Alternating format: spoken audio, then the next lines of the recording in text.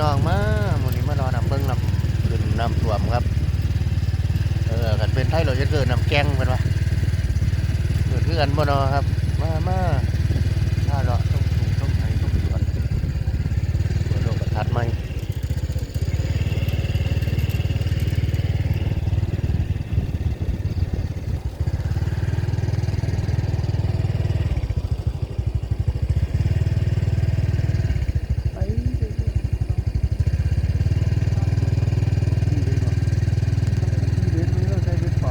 ปอมมาแล้วนี่โอ้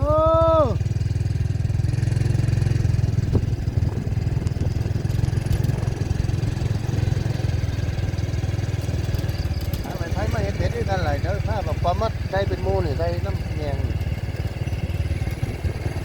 แค่ใหญ่เหมือนบ่ได้เอาเงี้ยกี่มันน้ำแน่น